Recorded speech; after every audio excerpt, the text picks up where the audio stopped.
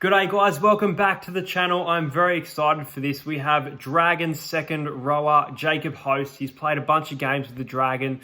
His best season, in my opinion, was last year where he stood out, and I'm going to have a chat to him about that. I hope you guys enjoy this video. Last time I interviewed a player, we spoke to Shandor Earl, so it'll be good to compare the differences in regards to the playing styles and the players around them. The Melbourne Storm and the Dragons, two very different teams from two different areas. I think there's a lot of fans of both these teams of the channel. I've seen some Dragons fans. Stick around, let's chat to Jacob.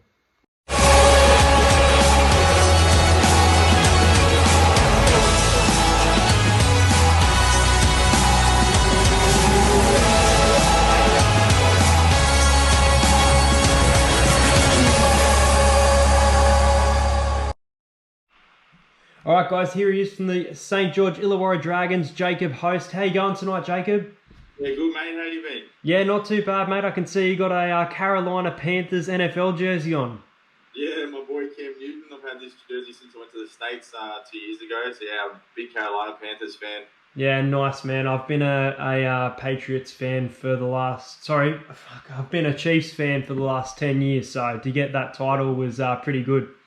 Yeah, massive for you guys, eh? Yeah, pretty good, man. Anyway, to start off tonight, I'd like to speak about your debut. So your debut was against the Warriors. It was a while ago now, 4 years ago, back in 2016. You bagged your first try in that match, which it seems to happen in debuts. It's a regular occurrence. It wasn't actually that match. It was 2 games later. It was 2 games later? Okay, I do apologise for that. It was when you were coming from... You were named in Jersey... It wasn't a starting lineup, was it? With my debut, I come off the bench. Jersey, yeah. Number 19 or 20 or something, or one of those two numbers. Yeah. But then I scored my first try 2 games later against the Knights up in Newcastle. That would have been a good feeling. Let's go back to the debut. How did it feel, to debut? Everyone thinks it's their biggest moment, their key moment. I feel like it's a big moment for you. But also, I want to know, and I feel like people don't get asked this as much, how did it feel and who was there around you? Was it family? Was it friends? So 1, how did it feel? And 2, what was the support like around you? Yeah, it was an unreal feeling to debut. Obviously, I've been a massive Dragons fan since I was such a young age, and it's sort of been my dream for so long to play in the NRL for the Dragons especially. So like even to the fact that like 12 months prior, if someone asked me if someone told me I'd play NRL in a year's time, I probably would have laughed at them, to be honest, because I didn't really see myself as that close. But to me, to make my debut was unreal. The people that were there for me was my dad and my uncle. So my mum actually didn't have a passport, so she couldn't actually fly over to New Zealand. Oh wow! I was a late call up. So Joel Thompson got suspended the week before. So so as we were getting on the bus to go to the airport, Mary told me that I'd be playing that week. So she got straight on the phone, told Dad, and Dad was like, Mum's not got a passport and she can't get it in the next 2 days, so she can't actually come over. So my uncle went with Dad, and they were both there in the stands. It was pretty awesome. I always wanted either like my mum and Dad to be there, but it was good to have Dad there as well because he's like a footy fanatic. He played all the junior grades for the Dragons. He played like Matthews Cup. He was the captain of the SG ball team the last time they actually won the comp in 1988. So he's been pretty big, like for me, especially like sort of helping me build confidence and give me stuff to work on as well, which was a pretty special moment for me to debut in front of him as well. Has Mum been to other games? Obviously, she wasn't there for the debut, but has she gotten a chance to go to other games now to support you on? Yeah, she comes every single chance she can. She'd fly up to Brisbane, to Townsville, wherever. She doesn't care. Like she's more than happy to go anywhere to watch me play footy. Yeah, you mentioned Mary, and a lot of people are very divisive in regards to him as a coach. I won't give my personal opinion, but I want to know, and I'd like to know the good things as well, because there's so much negativity around him. How is coaching under Mary McGregor? Everyone speaks negative, but I really think from a player's perspective, you have a good relationship with him. Would I be right in saying that? Yeah, exactly. Yeah, all the players have a great relationship with Mary. He's probably one of the hardest working people I've ever seen in my life. He's always doing little extra things. He's not afraid to speak his mind as well. If he thinks you could be doing something better, he's not going to shy away from having that hard conversation. He's a very particular coach, so he does like things to be done to a high standard. Yeah, I think he cops a lot of flack, which is undeserved. He obviously he's a coach, and we have struggled. In the last 4 months, we did struggle a bit, but he's as a coach, I honestly can't fault him. He's a great bloke off the field. I guess you can relate to him pretty well because he's an ex-footy player, and he sort of understands the stresses that we go through week to week. And I can't speak highly enough of him. He's the coach that gave me my debut, so I've got nothing but praises to sing for him. No, that's good. That's good. As a Parramatta Eels fan, you may not know this about myself. As a Parramatta Eels fan, we have Brad Arthur as our coach. And Brad Arthur is someone, again, like Mary McGregor, who gets that criticism. Lately, Parramatta's been going well, so I guess it hasn't been happening as much. But I think of the media or people bagging out. And I think if the Dragons, you've got some talent. You've got some real talent in your forward pack especially. But I think if the Dragons did play out of that top 8, Mary McGregor would lose a lot of that criticism, and I feel like it's way too harsh. Yeah, exactly. We had a good season in 2018. Obviously, there was a lot of talk about the fall off after Origin, but we made semis and we had that big win against Brisbane, and we were so close to beating South as well. But look, we had a tough run. I'm not making excuses. We had a tough run last year with injuries, and that sort of didn't help. We lost our captain early on, and we had some big injuries in Corbin, and Tarek was playing the whole year with a busted groin. So it makes it tough. It puts a lot of pressure on the younger fellas that are coming in to fill in those spots. And I guess that sort of was one of the reasons why it wasn't as successful last year. But look, we know we're a great team, and we were geared up for a big 2020. Obviously, we lost our first 2 rounds, but we weren't far off at all. And we're very confident in what we're doing, and I guess we're just really excited to come back and play some more footy and show what we're really capable of. That's a really good mindset to be in. I personally I'm like you, and you're saying that you're not far off it. I have the Dragons in my ladder prediction. You're going to hate me. I've got you just outside the 8. I've got you in 9th position. I think you guys are in for a good year, and I think you're the surprise packet. I wanted to know with you, the leadership of Gareth Widdop is huge, and it is a huge loss. But how do you feel training with the club? Does it feel different in regards to leadership, or do you feel like you've made the right choice in regards to captaincy and the role that the players are now having without Gareth Widdop's experience? Yeah, look, Gareth had been at the club since I think it was 2013, so he'd been there for a while, and he was skipper from pretty much since Benny Cray hung up the boots. So he was a big role model for a lot of the younger fellas, and obviously those that had been in the club for a little while. He sort of took the reins, and he did a great job while he was captain. But I think they've made a fantastic choice in making Cam as the captain for this season. He leads from the front. He's always he'll talk when he needs to, but he does all his motivation through actions. He's the front line. He's leading the line speed. He leads the kick chase. He's top of the tackle count. He's our leader every week on the field. He's not afraid. Never takes a backward step. So I think they've made a great choice going with him. And obviously you got Frizz, you got Jammer. They're leading from the front as well. So we got a great leadership group at the club, and I feel like we're pretty well geared to have. We were going to have a great year, and we're just sort of waiting now to see what all the go is with the COVID-19 stuff. So we're just got to be patient, and but I think we're definitely geared to go well. Yeah, no, definitely. Let's speak more about yourself rather than the players. So 2019 for me was your best year. I think you played a lot of games, 17, I believe. You played 17 games compared to, I think, 8 the year before in 2018. But no, props to yourself for starting in those positions. Some coming off the bench, but 2019, do you feel like it was your best season? Yeah, without a doubt. I hadn't played many games, but I think it was leading into the season. It was something like 20 games or less than 20 that I'd played 3 years prior. So to play 17 games is a big thing. I wanted to play every game, but obviously there was some changes made to the team later on in the season, which I sort of just had to cop on the chin. I think there was a lot of pressure, and that sort of forced some changes to be made.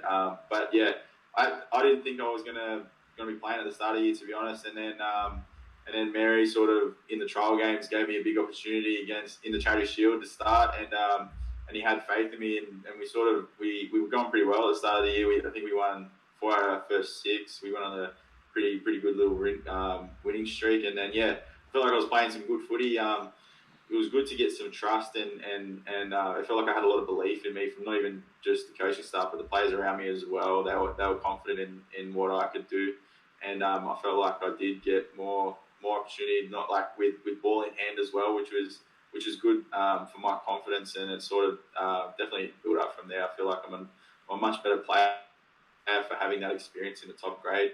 So I'll be definitely looking to build on it from there.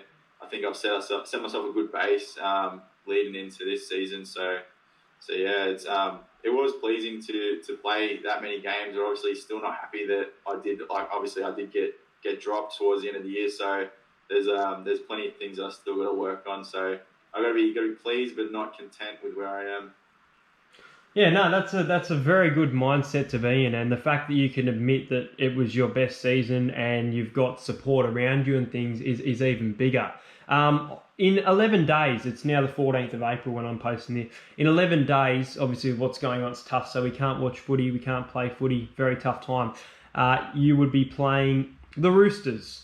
Now the Roosters, I want to ask, because I feel like you might disagree with me here, but I think the Dragons have a bit of a rivalry with Newcastle. But I think the biggest rivalry is with the Roosters. Which team are you more fired up for against, and what's it like playing Anzac Day matches? Yeah, look, it's always a big occasion when we play Anzac Day. Obviously, we have a big crowd, and everyone really gets into it. So that really builds up to the hype of the game, and obviously, it's a very intense game. Last year, I played the full 80, which was so. Before that, I'd played 7 minutes in the Anzac Day game the year before. So to play the full 80 from that was really it was a great experience. Like the hype and the build up towards it was really fantastic. It's a special day, and so but that really adds to that rivalry. But for me personally, whenever we play the Sharks, the local derby, that's sort of my game that I really get up for, because being obviously a Dragons fan for so long, that's been the game that I've always felt like. It's kind of, for me, it's a little bit like New South Wales and Queensland. There's a bit of hate there between the fans and the two clubs, and we sort of look at them as the little brother. So it's always good to get a leg up against those guys, and I'm definitely always ready to go when it comes to those games. I get really excited for it because it brings back all the memories from when I was a kid sitting on the hill, and just seeing all the legends out in the field playing and really just giving it to each other. Do you think that, and obviously with the season not going ahead, it makes it difficult, do you think it's even bigger, the rivalry between the Dragons and the Sharks, the fact that the Shark Park is being renovated and they're being forced to share Jubilee Oval? Because I really thought that you would be fired up to beat them, and I had the Dragons in my ladder predictor to win both games against the Sharks. Yeah, it's a bit odd that they've got the use of our home ground. So when we seen them obviously play against Melbourne there before the season got postponed, that was pretty strange watching. But yeah, I guess it makes sense from a logistics standpoint. They are just up the road, so it's the one field that they probably would be best to use, so they're not travelling too far. But yeah, still not happy about it. They shouldn't be playing there. Nice. Well, outside of NRL, let's go outside into your life. So I know you run the Twitch Hosty. So it's X Hosty with 2 Y's. Yeah, that's it. Yep. Go and follow, guys. Go and follow. He's currently on 309 followers. We're going to try and get you to 500. We'll try and get you there by the weekend. Some really entertaining streams and things like that. Besides that gaming, or if that's it, let me know. But is there anything outside of footy that you really enjoy, that you have a bit of a hobby for? Well, look, really, to be honest, footy takes up so much of my life that it's that's what I spend the majority of my time on in season. So yeah, I've always sort of gone to playing video games as a way to not really be too taxing on the body, but it's something that I've always enjoyed since I was a kid. So yeah, I guess playing video games is probably up there. I've got a lot of childhood friends that I can connect with. Obviously, I've moved away from home, so I can stay in touch with those guys a lot easier by playing video games. And yeah, it's something that I've always sort of done since I was a young kid.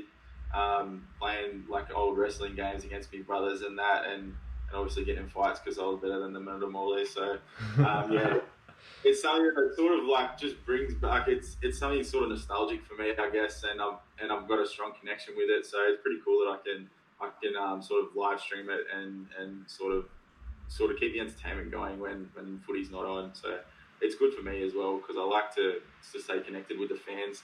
They're such a big part of the NRL, so it's obviously tough for those guys as well without the footy on. So I think it's a big thing these days. You got to stay connected. The world's such a connected place now. We got the likes of social media, and we got like internet connecting the world, making the world such a small place. So I guess it's a big thing and a big responsibility for us as professionals to be able to connect with our fans and build that relationship on not just like I guess we're on this side of the fence and the fans are on the other side. We can sort of connect and really build a relationship, and I think it's positive for everyone really. That's a really good way of looking at it. Look, your Twitch streams, as you mentioned, being with the fans and connecting with them, you can see them in their numbers. Yesterday, you peaked 47, I believe, at one point, which you did do a giveaway. We won't speak about the winner of the giveaway. But no, fantastic stream nonetheless, and lots of NRL questions that you would relate to. And you were very honest about them as well. You had nothing to hide. You were open. It was really good, and I think fans really appreciate that in a player as well. Yeah, exactly. It's sort of good to build a personal relationship, and obviously, I'm like you said that I've got nothing to hide. If people want to ask questions, I'm happy to answer them as long as it's not a game plan related leading into the week. No, that's good. Which players make so if you want to answer this way, you can say what team is the hardest team to play against, but I want to know what individual players, if you were to pick, say, 3, always question asked is the hardest to tackle. I want to physically know who's hard to play against, because when I think of footy, I think of players like Taumalolo, Haas, Ryan Madison's up there as well, but who are your toughies? Yeah, look, obviously Tamalolo is a freak, and he is an absolute handful to defend against, and obviously you don't want to run into him either. But as a player to play against, I feel like Jared Warrior-Hargreaves he's such an intense player.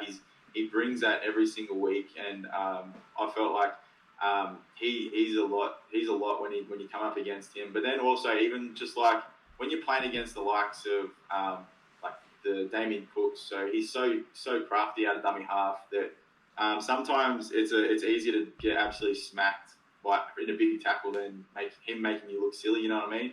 So he's that crafty with ball in hand that yeah, I think he brings a little bit of fear in my eyes sometimes when he's gets a quick play to the ball and he scoots out and like, oh shit, here we go again. Yeah, no, he's nonetheless definitely a good player. Have you got any team pest at the Dragons? Is there anyone that just... Oh, team pest. Well, you probably wouldn't really believe it, but Paulie Vaughan likes to talk a bit of shit on the field. So, but it's always in good fun. But he does get a little bit frustrated sometimes. He's not afraid of giving the refs a bit of a spray as well, which is always pretty funny when you bring it up after the game and tell him, what the hell are you doing, mate? Like, you're the reason why we're getting penalised every bloody week. So, I rate Paul. He's good. All right, man. Well, we'll wrap it up there. But thank you very much for coming on the channel. I really appreciate it. Once again, check out xHosty with 2 Ys via Twitch. If you want follows on Instagram, is it just Jacob Hosty? It's at Hosty with 3 Ys on Instagram. Yeah, fantastic. All right, thanks for coming on the channel, man. Thanks for having me, man. I appreciate it.